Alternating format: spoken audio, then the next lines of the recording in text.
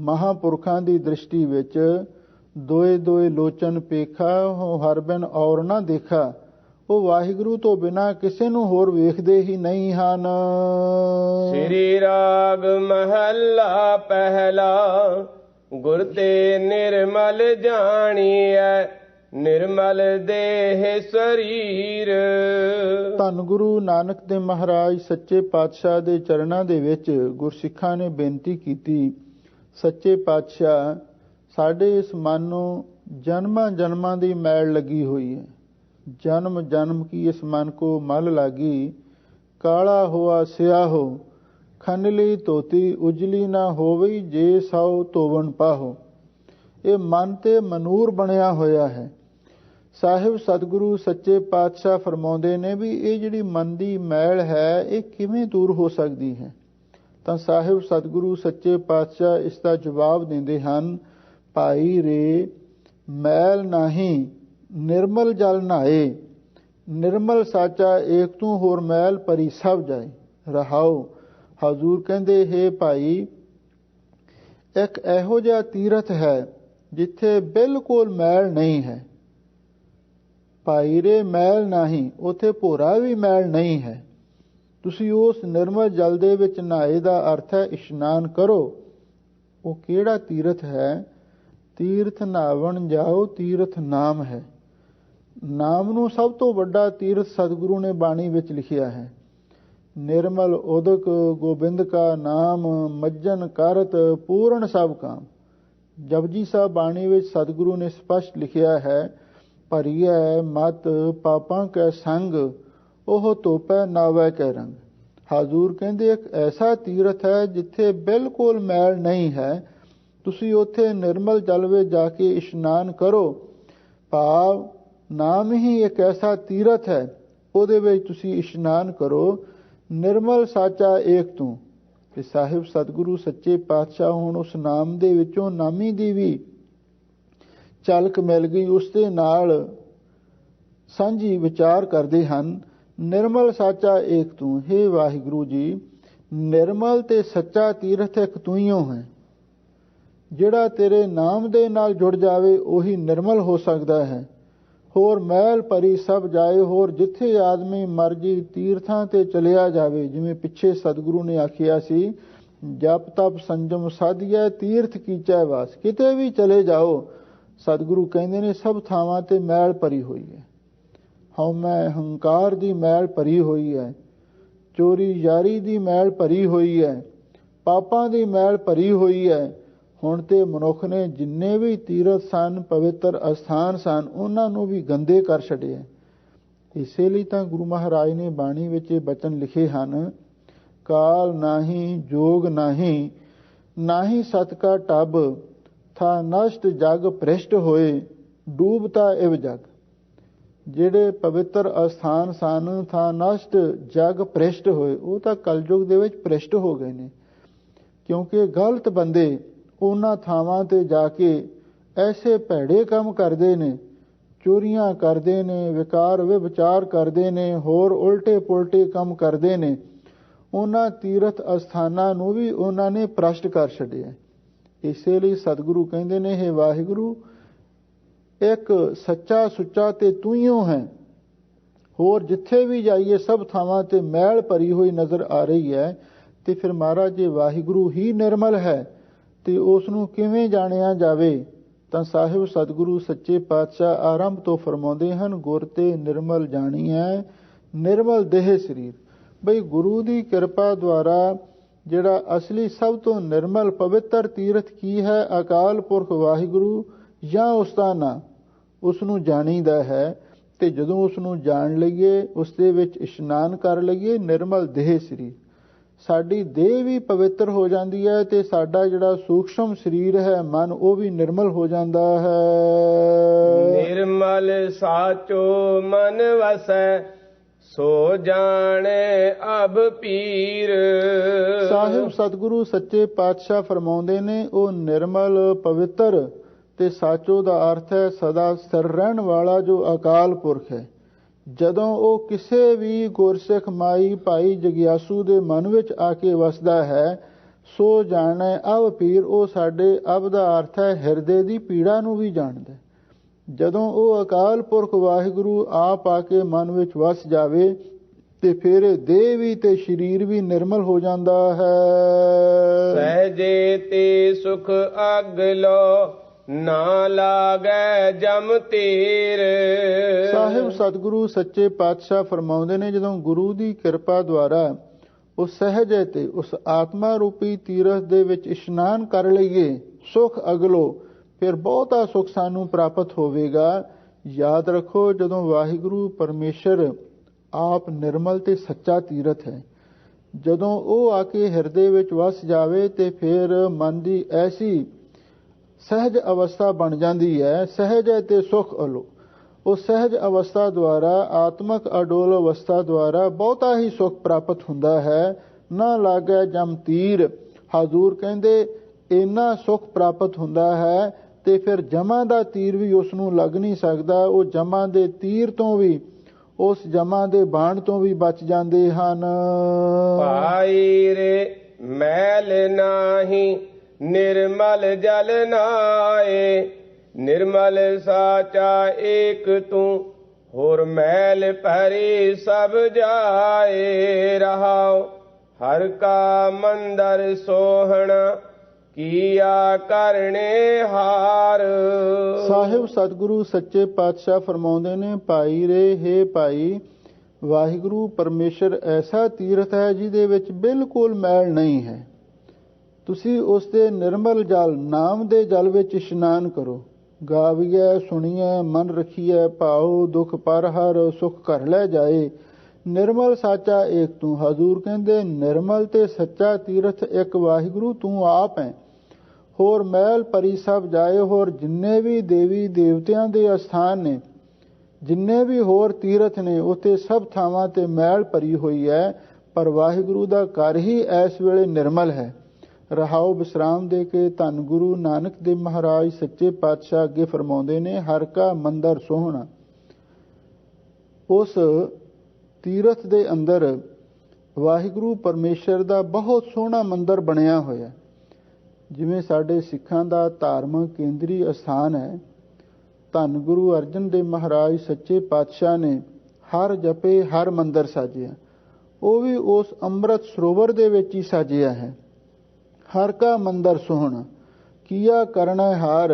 ਜਿਹੜਾ ਉਸ ਵਾਹਿਗੁਰੂ ਪਰਮੇਸ਼ਰ ਦਾ ਮੰਦਰ ਘਰ ਸ੍ਰੀ ਹਰਿਮੰਦਰ ਸਾਹਿਬ ਬਹੁਤ ਸੋਹਣਾ ਘਰ ਹੈ। ਕੀਆ ਕਰਨਾ ਹਾਰ, ਉਹ ਕਰਨਹਾਰ ਅਕਾਲ ਪੁਰਖ ਵਾਹਿਗੁਰੂ ਨੇ ਆਪ ਪੈਦਾ ਕੀਤਾ ਹੈ। ਜਾਂ ਅੰਤਰੀਵ ਅਰਥ ਦੇ ਅੰਦਰ ਹਰ ਕਾ ਮੰਦਰ ਸੋਹਣਾ, ਵਾਹਿਗੁਰੂ ਦਾ ਮੰਦਰ ਘਰ ਕੀ ਇਹ ਸੰਸਾਰ ਹੀ ਸਾਰਾ ਵਾਹਿਗੁਰੂ ਦਾ ਘਰ ਹੈ। ਇਹੋ ਵੇ ਸੰਸਾਰ ਤੁਮ ਦੇਖਦੇ ਹੋ, ਹਰ ਕਾ ਰੂਪ ਹੈ ਹਰੂਪ ਨਦਰੀ ਆਇਆ। ਇਹੋ ਜਗ ਸੱਚੇ ਕੀ ਹੈ ਕੋਠੜੀ, ਸੱਚੇ ਕਾ ਵਿਚਵਾਸ। ਇਹ ਸੰਸਾਰ ਵੀ ਵਾਹਿਗੁਰੂ ਦਾ ਘਰ ਹੈ, ਕਿਉਂਕਿ ਸਾਰੇ ਸੰਸਾਰ ਦੇ ਵਿੱਚ ਵਾਹਿਗੁਰੂ ਆਪ ਵਸ ਰਿਹਾ ਹੈ। ਇਸ ਸੰਸਾਰ ਰੂਪੀ ਘਰ ਨੂੰ ਵੀ ਉਸ ਵਾਹਿਗੁਰੂ ਨੇ ਆਪ ਬਣਾਇਆ ਹੈ। ਰਵ ਸਸ ਦੀਪ ਅਨੂਪ ਜੋਤ, ਤ੍ਰੈ ਭਵਨ ਜੋਤ ਅਪਾਰ। ਸਾਹਿਬ ਸਤਿਗੁਰੂ ਸੱਚੇ ਪਾਤਸ਼ਾਹ ਫਰਮਾਉਂਦੇ ਨੇ, ਭਾਈ ਇਹ ਜਿਹੜਾ ਵਾਹਿਗੁਰੂ ਦਾ ਘਰ ਹੈ ਸੰਸਾਰ, ਇਹਦੇ ਵਿੱਚ ਰਵ ਸਸ ਦੀਪ ਅਨੂਪ ਜੋਤ, ਆ ਸੂਰਜ ਤੇ ਚੰਦਰਮਾ, ਇਹ ਐਸੇ ਦੀਵੇ ਬਾਲੇ ਹੋਏ ਨੇ ਜਿਨ੍ਹਾਂ ਦੀ ਜੋਤ ਬੇਮਿਸਾਲ ਹੈ। ਆ ਵੇਖ ਲਓ, ਜਿੰਨੀ ਸੂਰਜ ਦੀ ਰੋਸ਼ਨੀ ਇਹਦੇ ਮੁਕਾਬਲੇ ਤੇ ਹੋਰ ਕੋਈ ਰੋਸ਼ਨੀ ਨਹੀਂ ਹੈ। ਤੇ ਰਾਤ ਦੇ ਸਮੇਂ ਚੰਦਰਮਾ ਦੀ ਰੋਸ਼ਨੀ ਹੁੰਦੀ ਹੈ। ਹਜ਼ੂਰ ਕਹਿੰਦੇ ਸੂਰਜ ਤੇ ਚੰਦਰਮਾ ਇਹ ਐਸੇ ਦੀਵੇ ਵਾਹਿਗੁਰੂ ਨੇ ਬਾਲ ਦਿੱਤੇ ਜਿਨ੍ਹਾਂ ਦੀ ਜੋਤ ਬੇਮਿਸਾਲ ਹੈ। ਤੇ ਭਵਨ ਜੋਤ ਅਪਾਰ। ਸਾਹਿਬ ਸਤਿਗੁਰੂ ਸੱਚੇ ਪਾਤਸ਼ਾਹ ਫਰਮਾਉਂਦੇ ਨੇ, ਤਿੰਨੇ ਭਵਨਾਂ ਦੇ ਅੰਦਰ, ਤਿੰਨੇ ਲੋਕਾਂ ਦੇ ਵਿੱਚ ਵਾਹਿਗੁਰੂ ਦੀ ਉਸ ਮਹਾਨ ਜੋਤ, ਆਤਮਕ ਜੋਤ ਦਾ ਪ੍ਰਕਾਸ਼ ਹੋ ਰਿਹਾ ਹੈ। ਹਾਟ ਪਟਣ ਗੜ ਕੋਠੜੀ, ਸੱਚ ਸੌਦਾ ਵਾਪਾਰ। ਸਾਹਿਬ ਸਤਿਗੁਰੂ ਸੱਚੇ ਪਾਤਸ਼ਾਹ ਫਰਮਾਉਂਦੇ ਨੇ, ਭਾਈ ਇਸ ਸੰਸਾਰ ਦੇ ਅੰਦਰ ਹਾਟ ਦਾ ਅਰਥ ਹੈ ਹੱਟਾਂ ਵੀ ਹਨ, ਦੁਕਾਨਾਂ ਵੀ ਹਨ। ਪਟਣ ਦਾ ਅਰਥ ਹੈ ਬਾਜ਼ਾਰ ਵੀ ਹਨ, ਸ਼ਹਿਰ ਵੀ ਹਨ। ਤੇ ਗੜ ਦਾ ਅਰਥ ਹੈ ਕਿਲੇ ਵੀ ਹਨ, ਤੇ ਇੱਕ ਕੋਠੜੀ ਵੀ ਹੈ। ਸੱਚ ਸੌਦਾ ਵਪਾਰ, ਜਿੱਥੇ ਭਾਈ ਸੱਚਾ ਸੌਦਾ ਰੱਖਿਆ ਹੋਇਆ ਹੈ ਤੇ ਗੁਰਮੁਖ ਜਨ ਉੱਥੇ ਜਾ ਕੇ ਵਪਾਰ ਕਰਦੇ ਨੇ, ਖਰੀਦੋ ਫਰੋਖਤ ਕਰਦੇ ਨੇ। ਇਹਦਾ ਮਤਲਬ ਇਹ ਹੋਇਆ ਹਰ ਕਾ ਮੰਦਰ ਸੋਹਣਾ ਕੀਆ ਕਰਨਾ ਹਰ। ਇਹ ਜਿਹੜਾ ਸੰਸਾਰ ਵਾਹਿਗੁਰੂ ਦਾ ਘਰ ਹੈ, ਇਸ ਨੂੰ ਵਾਹਿਗੁਰੂ ਪਰਮੇਸ਼ਰ ਨੇ ਆਪ ਰਚਿਆ। ਰਬ ਸਸ ਦੀਪ ਅਨੂਪ ਜੋਤ, ਸੂਰਜ ਤੇ ਚੰਦਰਮਾ ਤੋਂ ਮੁਰਾਦ ਹੈ ਵੀ ਜਿਹੜਾ ਰਬ ਦਾ ਅਰਥ ਹੈ ਵਿਵੇਕ ਤੇ ਸਸ ਦਾ ਅਰਥ ਹੈ ਵੈਰਾਗ। ਇਹ ਜਿਹੜੇ ਦੋ ਸਾਧਨ ਨੇ, ਇਹ ਮਾਨੋ ਬੜੇ ਹੀ ਸੁੰਦਰ ਦੀਵੇ ਨੇ, ਜਿਨ੍ਹਾਂ ਦੀ ਜੋਤ ਬਹੁਤ ਹੀ ਬੇਮਿਸਾਲ ਹੈ। ਤੇਰੇ ਭਵਨ ਜੋਤ ਅਪਾਰ। ਜਦੋਂ ਕੋਈ ਵੈਰਾਗ ਤੇ ਵਿਵੇਕ ਦੇ ਦੀਵੇ ਨੂੰ ਜਗਾ ਲਵੇ ਤੇ ਫਿਰ ਉਹਨੂੰ ਵਾਹਿਗੁਰੂ ਦੀ ਜਾਗਤ ਜੋਤ ਦੇ ਵੀ ਦੀਦਾਰ ਹੁੰਦੇ ਨੇ। ਉਸ ਨੂੰ ਪਤਾ ਲੱਗਦਾ ਹੈ ਤਿੰਨੇ ਭਵਨਾਂ ਦੇ ਵਿੱਚ ਵਾਹਿਗੁਰੂ ਦੀ ਅਖੰਡ ਜੋਤ ਜਗ ਰਹੀ ਹੈ। ਜ਼ਮੀਨ ਜਮਾਨ ਕੇ ਬਿਖੈ ਸਮਸਤ ਏਕ ਜੋਤ ਹੈ, ਨਹ ਘਾਟ ਹੈ ਨ ਬਾੜ ਹੈ ਨ ਘਾਟ ਬਾੜ ਹੋਤ ਹੈ। ਹਾਟ ਪਟਨ ਗੜ ਕੋਠੜੀ, ਹਟ ਸਾਧ ਸੰਗਤ ਹੈ। ਤੇ ਭਾਈ ਪਟਨ ਇੱਥੇ ਗੁਰੂ ਕੇ ਜਿਹੜੇ ਵਸਾਏ ਨਗਰ ਨੇ, ਸ਼ਹਿਰ ਨੇ, ਜਿਵੇਂ ਸ਼੍ਰੀ ਅੰਮ੍ਰਿਤਸਰ ਸਾਹਿਬ ਹੈ, ਕਰਤਾਰਪੁਰ ਸਾਹਿਬ ਹੈ, ਗੋਇੰਦਵਾਲ ਹੈ, ਖਡੂਰ ਸਾਹਿਬ ਹੈ, ਗੁਰੂ ਦੇ ਵਸਾਏ ਨਗਰ ਨੇ। ਤੇ ਗੜ ਕਿਲੇ ਵੀ ਹਨ, ਜਿਵੇਂ ਕਲਗੀਧਰ ਪਾਤਸ਼ਾਹ ਨੇ ਅਨੰਦਪੁਰ ਸਾਹਿਬ ਦੇ ਵਿੱਚ ਕਈ ਕਿਲੇ ਉਸਾਰੇ ਸਨ। ਧੰਨ ਗੁਰੂ ਹਰਗੋਬਿੰਦ ਸਾਹਿਬ ਮਹਾਰਾਜ ਨੇ ਵੀ ਸ਼੍ਰੀ ਅੰਮ੍ਰਿਤਸਰ ਸਾਹਿਬ ਵਿਖੇ ਲੋਹਗੜ੍ਹ ਸਾਹਿਬ ਕਿਲਾ ਉਸਾਰਿਆ ਸੀ। ਕੋਠੜੀ, ਤੇ ਭਾਈ ਉੱਥੇ ਕੋਠੜੀ ਵੀ ਹੈ। ਕੋਠੜੀ ਜਿੱਥੇ ਧੰਨ ਸ਼੍ਰੀ ਗੁਰੂ ਗ੍ਰੰਥ ਸਾਹਿਬ ਜੀ ਦਾ ਸੁਖਾਸਨ ਹੁੰਦਾ ਹੈ, ਉਸ ਨੂੰ ਕੋਠੀ ਜਾਂ ਕੋਠਾ ਸਾਹਿਬ ਕਹਿ ਕੇ ਸੰਗਤਾਂ ਯਾਦ ਕਰਦੀਆਂ ਨੇ। ਸੱਚ ਸੌਦਾ ਵਪਾਰ ਇਉਂ ਭਾਈ, ਜਿਹੜੇ ਗੁਰੂ ਕੇ ਬਾਜ਼ਾਰ ਨੇ, ਗੁਰੂ ਦੀਆਂ ਹੱਟਾਂ ਨੇ, ਗੁਰੂ ਦੇ ਕਿਲੇ ਨੇ, ਗੁਰੂ ਦੀ ਬਣਾਈ ਕੋਠੜੀ ਹੈ, ਉੱਥੇ ਗੁਰਮੁਖ ਜਾ ਕੇ ਸੱਚਾ ਸੌਦਾ ਕਰਦੇ ਨੇ। ਉਹ ਸੱਚਾ ਸੌਦਾ ਕੀ ਹੈ? ਸੇਵਾ ਦਾ ਤੇ ਸਿਮਰਨ ਦਾ। ਉਹ ਸੇਵਾ ਤੇ ਸਿਮਰਨ ਦਾ ਸੱਚਾ ਸੌਦਾ ਖਰੀਦ ਕੇ ਵਪਾਰ ਕਰਦੇ ਨੇ। ਇੱਕ ਇਹ ਵੀ ਅਰਥ ਹੋ ਗਿਆ। ਤੀਜਾ ਅਰਥ ਇਹ ਵੀ ਮਹਾਂਪੁਰ ਕਰਦੇ ਸਨ, ਹਰ ਕਾ ਮੰਦਰ ਸੋਹਣਾ। ਇਹ ਜਿਹੜਾ ਸਰੀਰ ਹੈ, ਇਹ ਵੀ ਵਾਹਿਗੁਰੂ ਪਰਮੇਸ਼ਰ ਦਾ ਸੋਹਣਾ ਇੱਕ ਘਰ ਬਣਾਇਆ ਹੋਇਆ, ਕਿਉਂਕਿ ਸਤਿਗੁਰੂ ਨੇ ਬਾਣੀ ਦੇ ਵਿੱਚ ਇਹ ਵੀ ਲਿਖਿਆ ਹੈ, ਹਰ ਮੰਦਰ ਇਹੋ ਸਰੀਰ ਹੈ। ਇਹ ਸਰੀਰ ਵੀ ਰੱਬ ਦਾ ਘਰ ਹੈ, ਇਹਦੇ ਵਿੱਚ ਵੀ ਪਰਮੇਸ਼ਰ ਵਸ ਰਿਹਾ ਹੈ। ਇਸ ਨੂੰ ਵੀ ਕਾਰਣਹਾਰ ਵਾਹਿਗੁਰੂ ਨੇ ਆਪ ਹੀ ਬਣਾਇਆ ਹੈ। ਰਵ ਸਸ ਦੀਪ ਅਨੂਪ ਜੋਤ, ਇਹਦੇ ਵਿੱਚ ਜਿਹੜਾ ਸੱਜਾ ਤੇ ਖੱਬਾ ਨੇਤਰ ਹੈ, ਇਹੀ ਮਾਨੋ ਸੂਰਜ ਤੇ ਚੰਦਰਮਾ ਵਾਂਗੂ ਦੀਵੇ ਪ੍ਰਕਾਸ਼ ਕਰ ਰਹੇ ਨੇ, ਅਥਵਾ ਰਵ ਸਸ ਦੀਪ ਅਨੂਪ ਜੋਤ। ਇਸੇ ਤਰ੍ਹਾਂ ਪ੍ਰੋਖ ਤੇ ਉਪਰੋਕਸ਼ ਗਿਆਨ ਰੂਪੀ ਜਿਹੜੇ ਦੀਵੇ ਨੇ, ਜਿਨ੍ਹਾਂ ਦੀ ਜੋਤ ਬੇਮਿਸਾਲ ਹੈ, ਉਹ ਗੁਰਮੁਖਾਂ ਦੇ ਅੰਦਰ ਜਗ ਪੈਂਦੇ ਹਨ। ਤੇਰੇ ਭਵਨ ਜੋਤ ਅਪਾਰ, ਤੇ ਫਿਰ ਉਹਨਾਂ ਨੂੰ ਤਿੰਨੇ ਭਵਨਾਂ ਦੇ ਵਿੱਚ, ਜਾਗਰਤ, ਸੁਪਨ, ਸੁਖੋਪਤ, ਤਿੰਨੇ ਭਵਨਾਂ ਦੇ ਵਿੱਚ ਉਸ ਅਕਾਲ ਪੁਰਖ ਵਾਹਿਗੁਰੂ ਦੀ ਮਹਾਨ ਵਿਆਪਕ ਜੋਤ ਦਾ ਦਰਸ਼ਨ ਦੀਦਾਰ ਹੁੰਦਾ ਹੈ। ਹਾਟ ਪਟਨ ਗੜ ਕੋਠੜੀ, ਤੇ ਹਟ ਤੋਂ ਮੁਰਾਦ ਹੈ ਸਰੀਰ, ਪਟਨ ਤੋਂ ਮੁਰਾਦ ਹੈ ਜਿਹੜੇ ਇੰਦਰੀਏ ਨੇ, ਤੇ ਗੜ ਤੋਂ ਮੁਰਾਦ ਹੈ ਅੰਤःਕਰਨ ਦੀ, ਤੇ ਕੋਠੜੀ ਤੋਂ ਮੁਰਾਦ ਹੈ ਜਿਹੜੀ ਤੁਰੀਆ ਅਵਸਥਾ ਹੈ।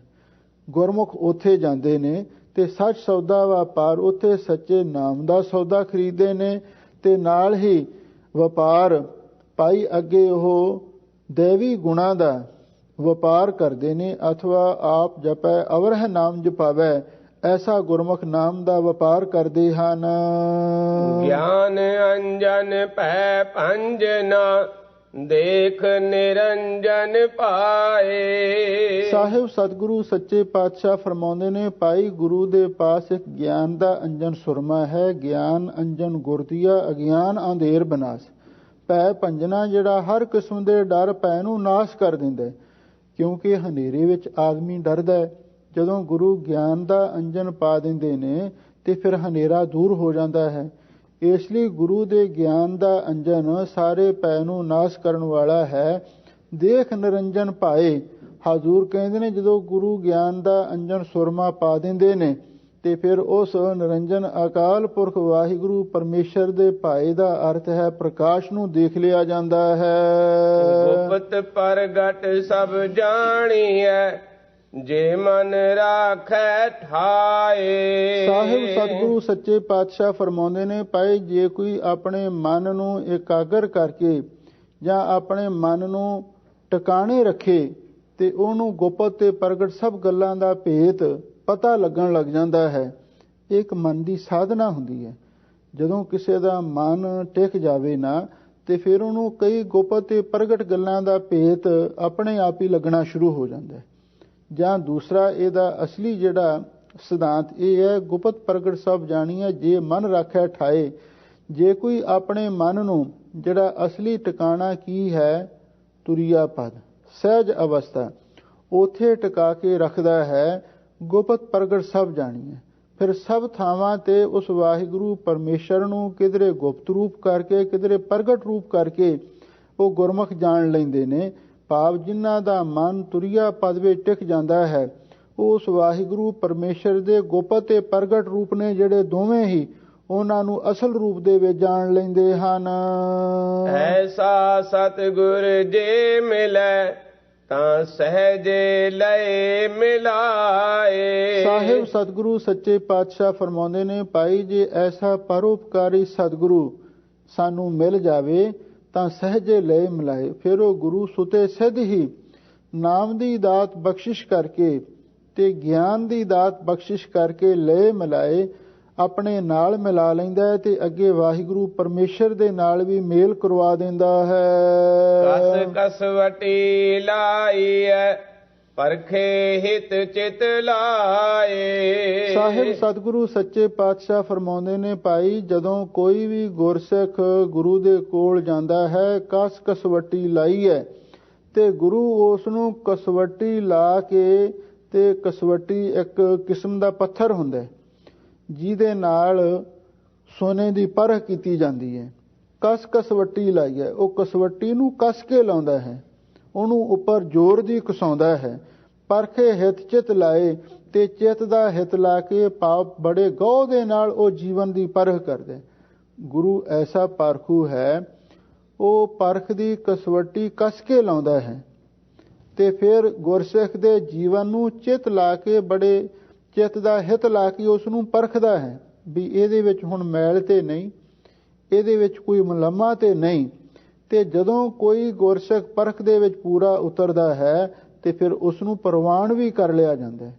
ਪਰ ਦੂਸਰੇ ਪਾਸੇ ਇਹ ਵੀ ਲਿਖਿਆ ਹੋਇਆ ਹੈ, ਕਬੀਰ ਕਸੌਟੀ RAM ਕੀ ਝੂਠਾ ਟਿਕੈ ਨਾ ਕੋਏ। RAM ਕਸੌਟੀ ਸੋਸ ਹੈ ਜੋ ਮਰ ਜੀਵਾ ਹੋਏ। ਜਿਹੜੇ ਝੂਠੇ ਆਦਮੀ ਨੇ, ਭੇਖੀ ਸਿੱਖ ਨੇ, ਪਖੰਡੀ ਸੰਤ ਨੇ, ਉਹ ਗੁਰੂ ਦੀ ਕਸਵਟੀ ਤੇ ਪੂਰੇ ਨਹੀਂ ਉਤਰ ਸਕਦੇ। ਹਾਂ, ਜਿਨ੍ਹਾਂ ਤੇ ਗੁਰੂ ਦੀ ਬਖਸ਼ਿਸ਼ ਹੋਵੇ ਤੇ ਫਿਰ ਉਹ ਗੁਰੂ ਦੀ ਕਸਵਟੀ ਤੇ, ਗੁਰਬਾਣੀ ਇੱਕ ਕਸਵਟੀ ਹੈ, ਗੁਰਬਾਣੀ ਦੇ ਨਾਲ ਹੀ ਜੀਵਨ ਦੀ ਪਰਖ ਹੁੰਦੀ ਹੈ। ਕਈ ਵਾਰੀ ਸਾਹਿਬ ਸਤਿਗੁਰੂ ਸੱਚੇ ਪਾਤਸ਼ਾਹ ਬਈ ਕੋਈ ਨਾ ਕੋਈ ਤਤਿਕਸ਼ਾ ਦੀ ਕਸਵਟੀ ਲਾ ਕੇ ਵੀ ਗੁਰਸਿੱਖ ਦੇ ਜੀਵਨ ਨੂੰ ਪਰਖਦੇ ਨੇ। ਜਿਵੇਂ ਭਾਈ ਮੰਝ ਨੂੰ ਗੁਰੂ ਮਹਾਰਾਜ ਨੇ ਪਰਖਿਆ ਸੀ, ਕਸਵਟੀ ਲਾਈ ਹੈ। ਹਜ਼ੂਰ ਕਹਿੰਦੇ ਗੁਰੂ ਐਨ ਕਸ ਕੇ ਕਸਵਟੀ ਲਾਉਂਦੇ ਨੇ, ਖਿੱਚ ਕੇ ਕਸਵਟੀ ਲਾਉਂਦੇ ਨੇ ਤੇ ਬੜਾ ਚਿੱਤ ਦਾ ਹਿਤ ਲਾ ਕੇ ਜੀਵਨ ਦੀ ਪਰਖ ਕਰਦੇ ਹਨ। ਓਟੇ ਠੌਰ ਨਾ ਪਾਏ ਨੀ ਖਰੇ ਖਜ਼ਾਨੇ ਪਾਏ। ਤੇ ਜਿਹੜੇ ਭਾਈ ਖੋਟੇ ਹੁੰਦੇ ਨੇ, ਜਿਨ੍ਹਾਂ ਦੇ ਮਨ ਦੇ ਵਿੱਚ ਖੋਟ ਹੁੰਦੀ ਹੈ, ਉਹਨਾਂ ਨੂੰ ਠੌਰ ਨਾ ਪਾਈ ਨਹੀਂ, ਉਹਨਾਂ ਨੂੰ ਉੱਥੇ ਜਗ੍ਹਾ ਨਹੀਂ ਪ੍ਰਾਪਤ ਹੁੰਦੀ। ਖਰੇ ਖਜ਼ਾਨਾ ਪਾਏ, ਤੇ ਜਿਹੜੇ ਭਾਈ ਖਰੇ ਹੁੰਦੇ ਨੇ, ਭਾਵ ਖਰੇ ਸਿੱਕੇ ਹੁੰਦੇ ਨੇ, ਜਿਨ੍ਹਾਂ ਦੇ ਜੀਵਨ ਅੰਦਰੋਂ ਤੇ ਬਾਹਰੋਂ ਨਿਰਮਲ ਹੁੰਦੇ ਨੇ, ਖਜ਼ਾਨਾ ਪਾਏ, ਉਹਨਾਂ ਨੂੰ ਸਤਿਗੁਰੂ ਆਪਣੇ ਖਜ਼ਾਨੇ ਵਿੱਚ ਪਾ ਲੈਂਦੇ ਨੇ। ਅੱਗੇ ਦਰਗਾਹ ਦੇ ਵਿੱਚ ਵੀ ਜਾ ਕੇ ਹਰ ਗੁਰਸਿੱਖ ਦੇ ਜੀਵਨ ਦੀ ਪਰਖ ਹੁੰਦੀ ਹੈ। ਉੱਥੇ ਵੀ ਜਿਹੜੇ ਖੋਟੇ ਨੇ, ਉਹਨਾਂ ਨੂੰ ਦਰਗਾਹ ਦੇ ਵਿੱਚ ਵੀ ਥਾਂ ਨਹੀਂ ਮਿਲਦੀ, ਤੇ ਜਿਹੜੇ ਖਰੇ ਨੇ ਉਹਨਾਂ ਨੂੰ ਵਾਹਿਗੁਰੂ ਆਪਣੇ ਖਜ਼ਾਨੇ ਵਿੱਚ ਪਾ ਲੈਂਦਾ ਹੈ। ਆਸ ਅੰਦੇਸਾ ਦੂਰ ਕਰ ਇਉ ਮਲ ਜਾਏ ਸਮਾਏ। ਸਾਹਿਬ ਸਤਿਗੁਰੂ ਸੱਚੇ ਪਾਤਸ਼ਾਹ ਫਰਮਾਉਂਦੇ ਨੇ, ਭਾਈ ਆਸਾ ਤੇ ਅੰਦੇਸ਼ਾ, ਇੱਕ ਆਸਾ ਹੈ ਸਹਿਸ ਖਟੇ ਲੱਖ ਕੋ ਉਠ ਤਾਵੈ, ਤ੍ਰਿਪਤ ਨ ਆਵੈ ਮਾਇਆ ਪਾਛੈ ਪਾਵੈ। ਤੇ ਅੰਦੇਸ਼ਾ ਜਿਹੜਾ ਭਾਈ ਕੋਈ ਫਿਕਰ ਹੈ, ਚਿੰਤਾ ਹੈ, ਤੌਖਲਾ ਹੈ, ਇਹਨਾਂ ਨੂੰ ਦੂਰ ਕਰਕੇ ਤੇ ਜਿਹੜਾ ਗੁਰੂ ਨੂੰ ਜਾ ਕੇ ਮਿਲਦਾ ਹੈ ਤੇ ਫਿਰ ਗੁਰੂ ਦੀ ਕਿਰਪਾ ਹੁੰਦੀ, ਇਉਂ ਮਲ ਜਾਏ ਸਮਾਏ। ਇਸ ਤਰ੍ਹਾਂ ਜਿਹੜੀ ਸਾਡੇ ਅੰਦਰੋਂ ਮੈਲ ਨਿਕਲ ਜਾਂਦੀ ਹੈ, ਤੇ ਜਦੋਂ ਮੈਲ ਨਿਕਲ ਜਾਵੇ ਤੇ ਫਿਰ ਸਮਾਏ ਇਹ ਜੀਵ ਵਾਹਿਗੁਰੂ ਪਰਮੇਸ਼ਰ ਦੇ ਵਿੱਚ ਅਭੇਦ ਹੋ ਜਾਂਦਾ ਹੈ। ਸੁਖ ਕੋ ਮੰਗੇ ਸਭ ਕੋ ਦੁਖ ਨਾ ਮੰਗੇ ਕੋਏ। ਧੰਨ ਗੁਰੂ ਨਾਨਕ ਦੇਵ ਮਹਾਰਾਜ ਸੱਚੇ ਪਾਤਸ਼ਾਹ ਬਹੁਤ ਸੁੰਦਰ ਉਪਦੇਸ਼ ਸਾਨੂੰ ਬਖਸ਼ਿਸ਼ ਕਰਦੇ ਹਨ ਤੇ ਨਾਲ ਬੜੇ ਸੁੰਦਰ ਤਰੀਕੇ ਦੇ ਨਾਲ ਸਮਝਾ ਰਹੇ ਹਨ। ਬਈ ਵੇਖ ਲੋ ਦੁਨੀਆ ਦੀ ਹਾਲਤ ਕਿਹੋ ਜਿਹੀ ਹੈ। ਸੁਖ ਕੋ ਮੰਗੈ ਸਭ ਕੋ, ਹਰ ਕੋਈ ਸੁਖ ਮੰਗਦਾ ਹੈ। ਕੋਈ ਆਦਮੀ ਐਸਾ ਨਹੀਂ ਜਿਹੜਾ ਇਹ ਆਖੇ ਮੈਨੂੰ ਸੁਖ ਦੀ ਲੋੜ ਨਹੀਂ। ਚਾਹੇ ਕੋਈ ਆਸਤਕ ਹੈ, ਨਾਸਤਕ ਹੈ, ਗੁਰਮੁਖ ਹੈ, ਮਨਮੁਖ ਹੈ, ਦੇਵਤਾ ਹੈ, ਦੈਂਤ ਹੈ, ਚਾਹੇ ਕੋਈ ਵੀ ਹੈ, ਸੁਖ ਸਾਰੇ ਮੰਗਦੇ ਨੇ। ਪਸ਼ੂ ਪੰਛੀ ਵੀ ਸੁਖ ਦੀ ਭਾਲ ਕਰਦੇ ਨੇ।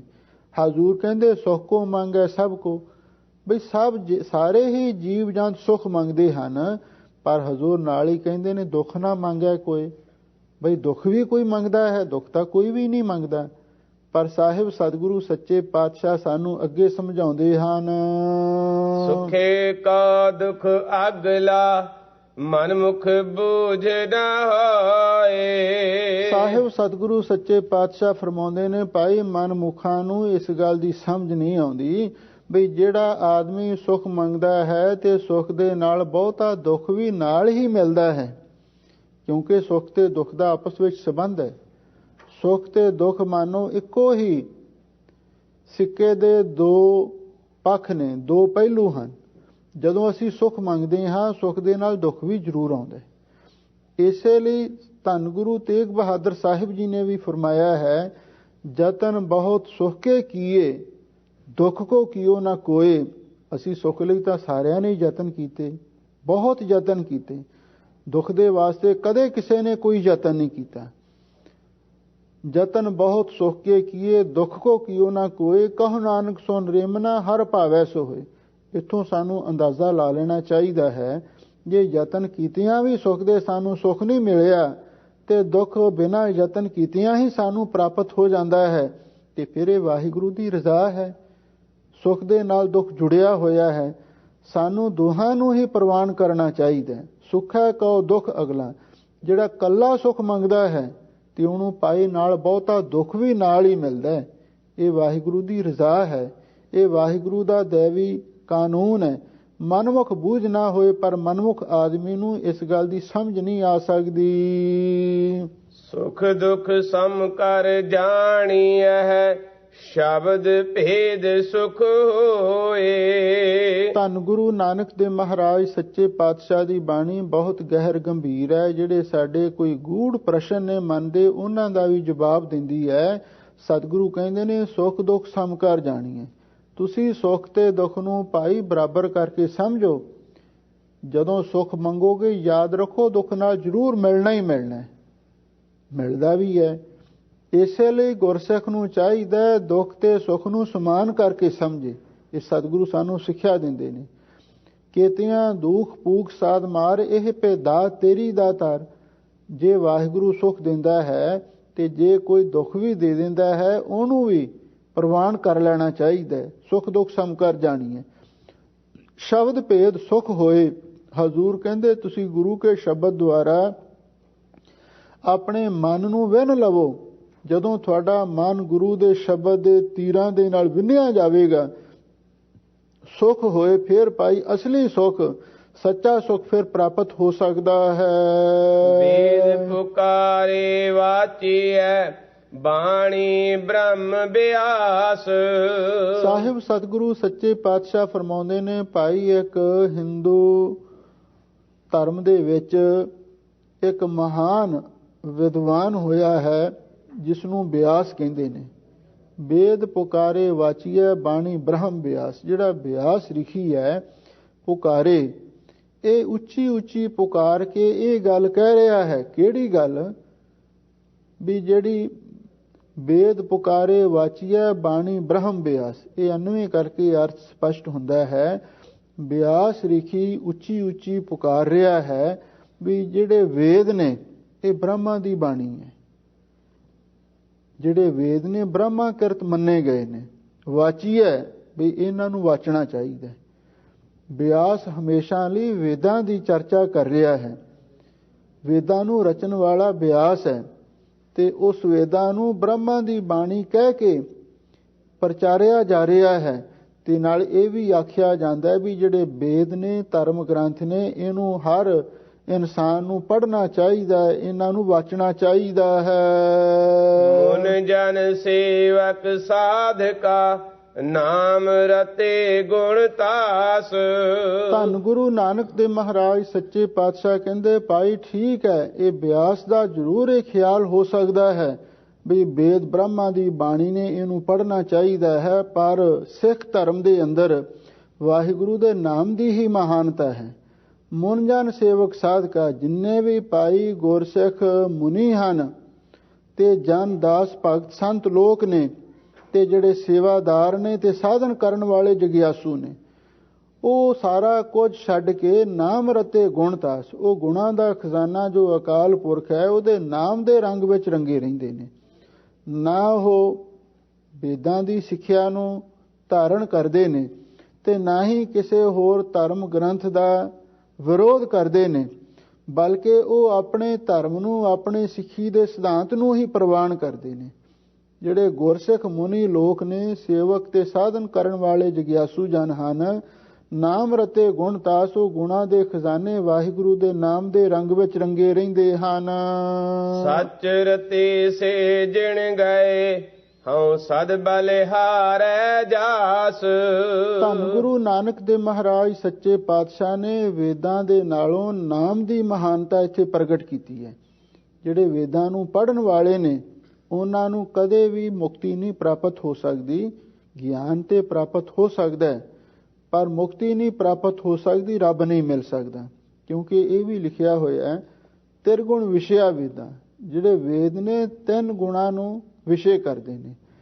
ਵੇਦ ਦੀ 1 ਲੱਖ ਸ਼ੁਰਤੀ ਹੈ, ਜਿਹਦੇ ਵਿੱਚੋਂ 80,000 ਕਰਮ ਕਾਂਡ ਦਾ ਕਥਨ ਕਰਦੀ ਹੈ, 16,000 ਉਪਾਸਨਾ ਦਾ, ਭਗਤੀ ਦਾ ਪ੍ਰਚਾਰ ਕਰਦੀ ਹੈ, ਤੇ 4,000 ਸ਼ੁਰਤੀ ਹੈ ਜਿਹੜੀ ਵਿਦਾਂਤ ਦਾ, ਗਿਆਨ ਦਾ ਕਥਨ ਕਰਦੀ ਹੈ।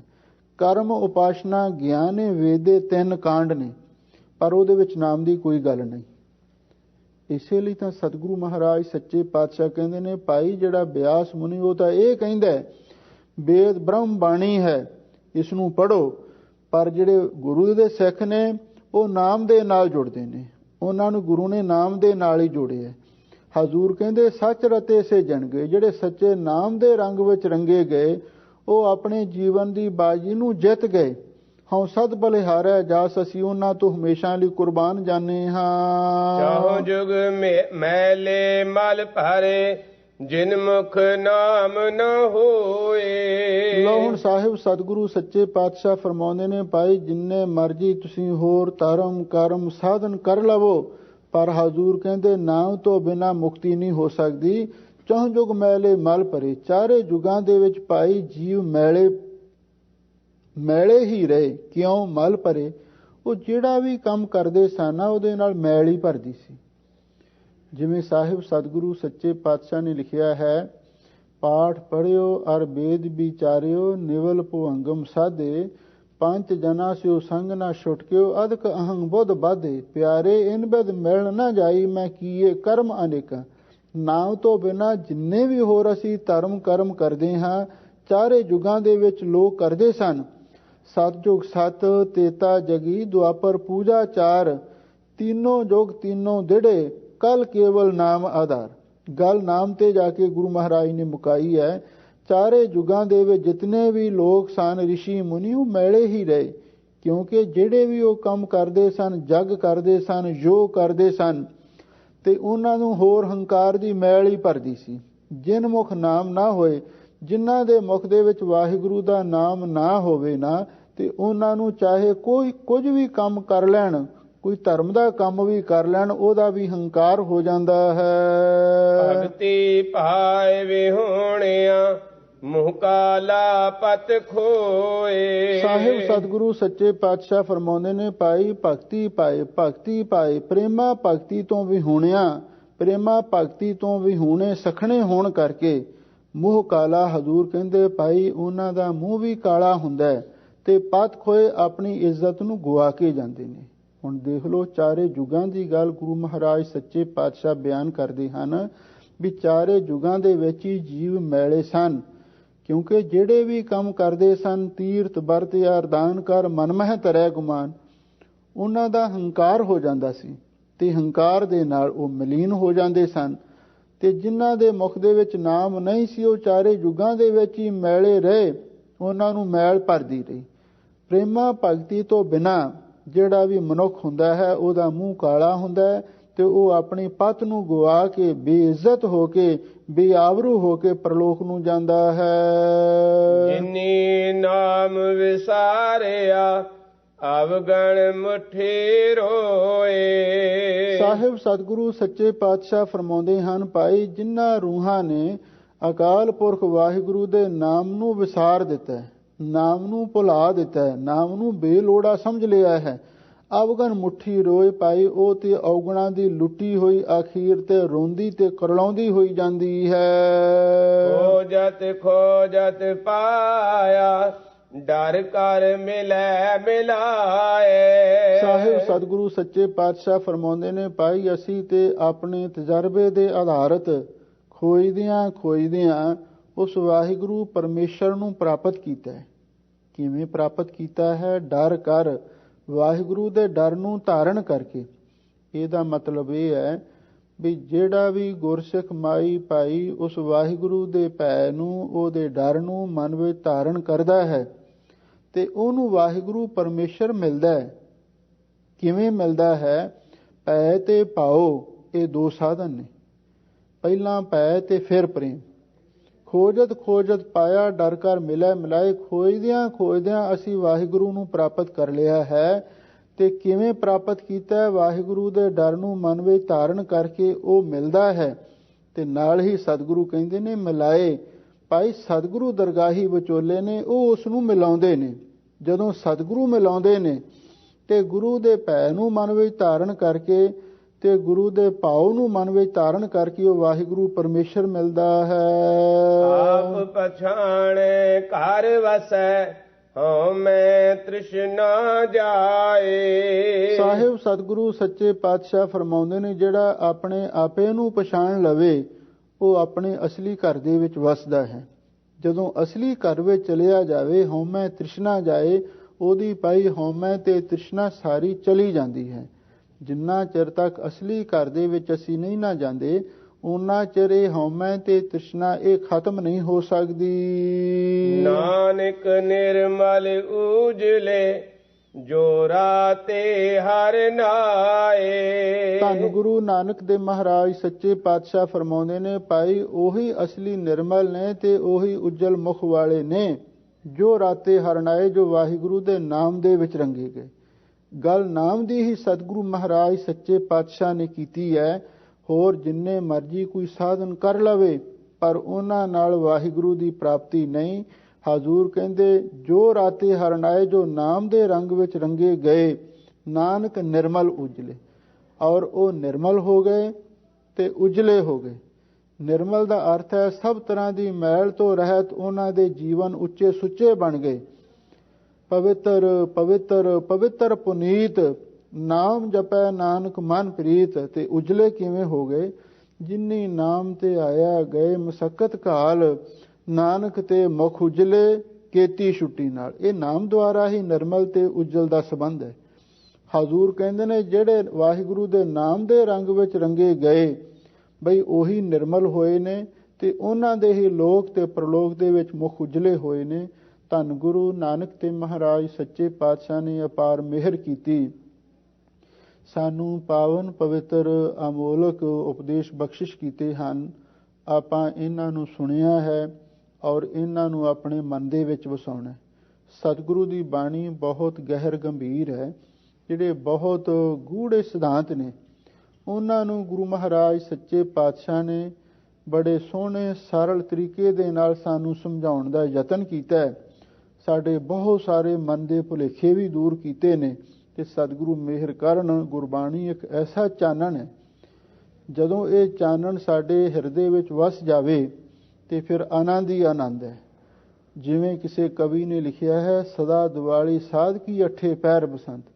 ਜਿਨ੍ਹਾਂ ਦੇ ਮਨ ਦੇ ਵਿੱਚ ਨਾਮ ਦਾ ਦੀਵਾ ਜਗ ਪਵੇ, ਗਿਆਨ ਦਾ ਦੀਵਾ ਪ੍ਰਕਾਸ਼ਮਾਨ ਹੋ ਜਾਵੇ, ਉਹਨਾਂ ਦੀ ਹਮੇਸ਼ਾ ਹੀ ਦੀਵਾਲੀ ਹੈ। ਸਾਹਿਬ ਸਤਿਗੁਰੂ ਸੱਚੇ ਪਾਤਸ਼ਾਹ ਮਿਹਰ ਕਰਨ ਇਹ ਪਵਿੱਤਰ ਉਪਦੇਸ਼ ਸਾਡੇ ਹਿਰਦੇ ਵਿੱਚ ਵਸੇ। ਭੁੱਲਾਂ ਚੁੱਕਾਂ ਸੰਗਤਾਂ ਨੇ ਖਿਮਾ ਕਰਨੀਆਂ। ਆਪ ਪਛਾਣ ਘਰ ਵਸੈ ਹਉ ਮੈਂ ਤ੍ਰਿਸ਼ਨਾ ਜਾਏ। ਨਾਨਕ ਨਿਰਮਲ ਊਜਲੇ ਜੋ ਰਾਤੇ ਹਰਿ ਨਾਏ। ਵਾਹਿਗੁਰੂ ਜੀ ਕਾ ਖਾਲਸਾ, ਵਾਹਿਗੁਰੂ ਜੀ ਕੀ ਫਤਿਹ।